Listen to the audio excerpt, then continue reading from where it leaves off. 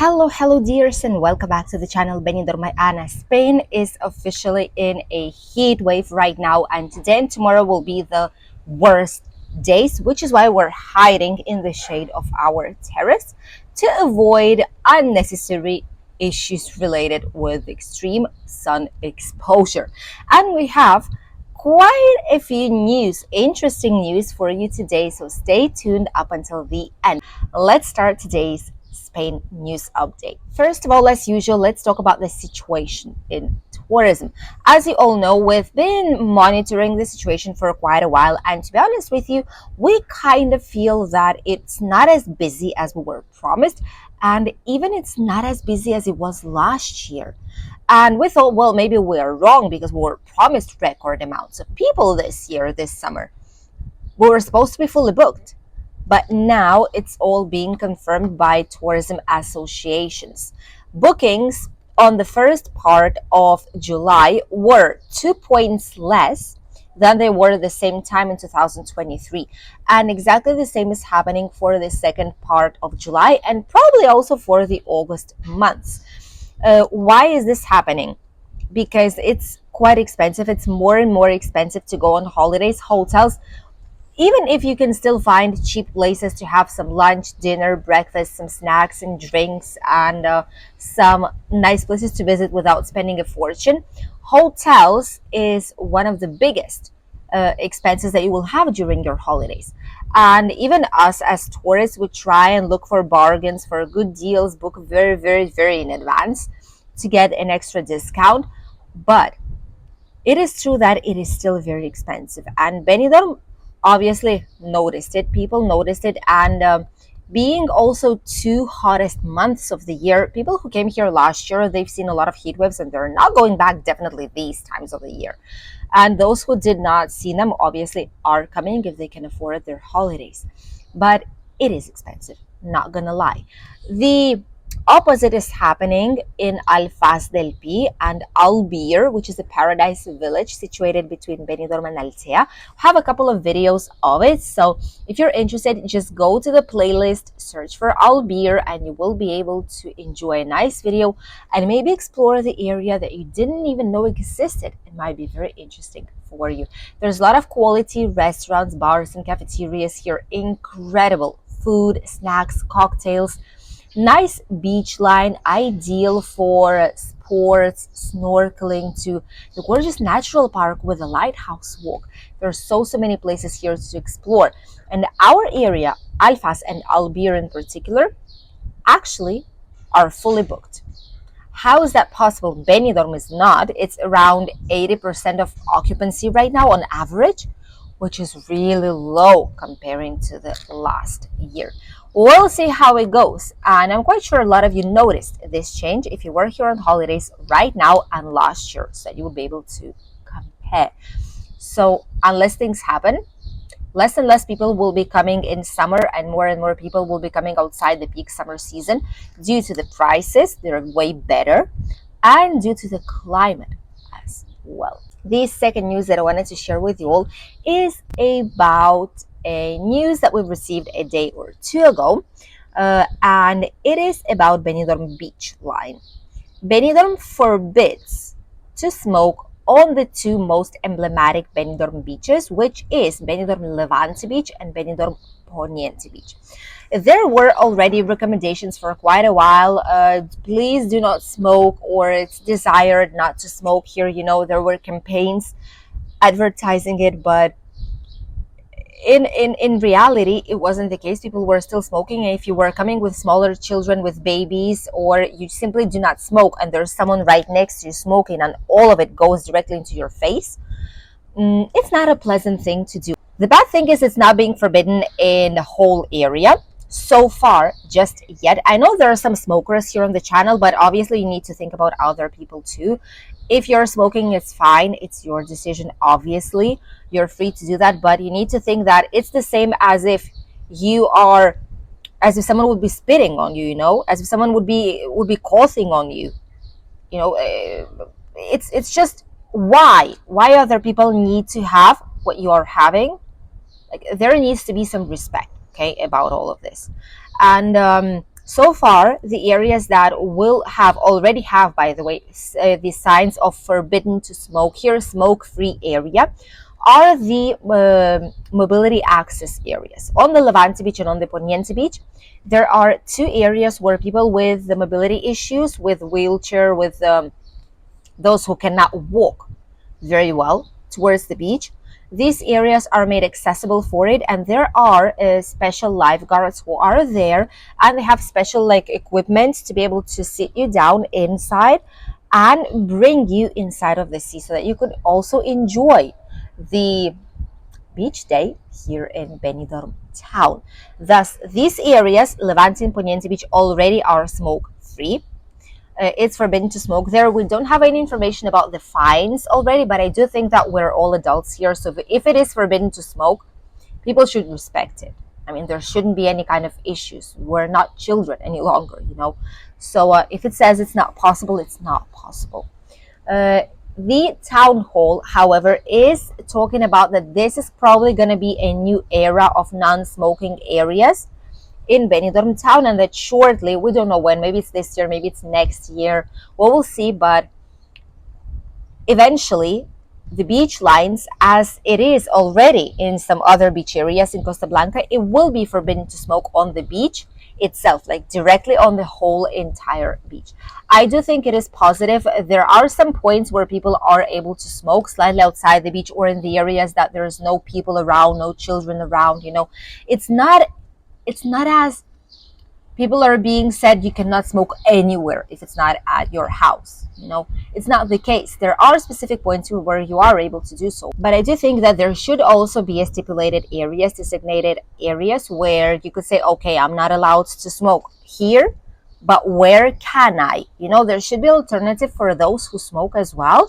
It shouldn't be as strict in the sense, so everyone could live in harmony, so that everyone could enjoy a beach day and have specific areas where those who wants to smoke would be able to smoke freely without being afraid that they will get a fine, or without having any issues with people around them or discussions whatsoever. So this is what is happening right now. Also, it might extend towards parks and some specific areas like outside walking areas.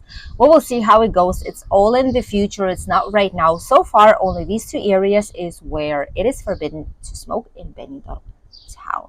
By the way, both tourists and locals, the vast majority, like 90%, maybe even more, do agree that it is a good measure. The last news that I wanted to share with you all is something that is coming from Barcelona. Barcelona is like another country. They wish there would be another country as well. But it definitely is in terms of what's happening with tourism. It's very different with the protests that we are having in some specific areas. Someone did ask us in the comment section if there were protests in Valencia, for example, because I suppose after our video about Valencia's old town, that was the question in the comment section. If you didn't see, we not only post videos about Benidorm, we do post videos about all the entire Costa Blanca. We've even posted videos from Balearic Islands. So if you're curious, check it out. There's a lot of useful videos from different parts, but mostly concentrated here in Costa Blanca region. So when we went to Valencia, we've showed you that there's quite a lot of people, there's quite a lot of movement in the old town. It's a gorgeous place to visit, definitely. We absolutely love it. And if you like walking around a big city in the old town, museums, culture of the town itself, the nature of it, the essence, this is where we really recommend you to go. Obviously, in summer, it's quite hot because it's a big city. So with all the buildings that absorb the heat, you know, it's way hotter than on an open spaces like Benidorm is, for example, which is why we're really, really lucky. Even in this heat wave, we'll let you know what the temperatures are right here, right now. But people asked us if there has been a lot of protests, if it's safe to go there on holidays, and it definitely is. It's definitely safe to go on holidays to Valencia and all our Costa Blanca region. There are no protests right now, at least whatsoever, and it's all calm and quiet, and you're able to enjoy fully your holidays here, which sadly we cannot say about Barcelona right now. Some of you might know that Barcelona, apart from the tourism issues that they're having right now, is also not as safe. It's the most I don't want to say this word, but I don't want to say dangerous, but the truth is that it actually is. It is the most dangerous city to go for holidays in Spain right now. The number one. This is the place where the biggest amount of thefts, robberies are happening in metro stations, outside of a metro station, in the public transport of any kind, in all the touristic places, just on the street, even violent attacks. Barcelona, definitely, it's a beautiful city in terms of its architecture, but it's just not safe. And we need to advertise it. It's not safe to go. There's even car windows being smashed, especially if they see if it's a rented vehicle. We have a person that just happened, it just happened to him like a couple of days ago. Went to the beach, parked nearby a rented vehicle. When came down, no luggages inside, no cameras, no nothing. Window smashed, everything is gone. Good that they brought their passport and their like money bag, the main bag that you bring with you everywhere with all the documents inside, cards, etc. They had it with them. If not, everything would be lost. And the worst thing is that police officers cannot make anything. Even if you have your AirPods, your iPhone inside, and you can track it and it shows you where it is, they're not able to get inside, because unless it's a one family house, it's like an independent house. If it's an apartment building, they don't know in which apartment it is located. So they won't be going inside, even if you know your belongings are there. That is how it works. That is how it is. And Barcelona definitely is not the best spot for holidays whatsoever, unless you want to risk it, unless you don't want to bring any valuables with you and leave it at the hotel every time, because even cars are not safe any longer. And right now in Barcelona, there was a massive tourism protest. Uh, it was all over newspapers. I'm quite sure it even went to the international media. But international media is speaking in a different way of it. And we obviously, as people who live here in Spain, we would want to address it from our side so you would know what actually is happening.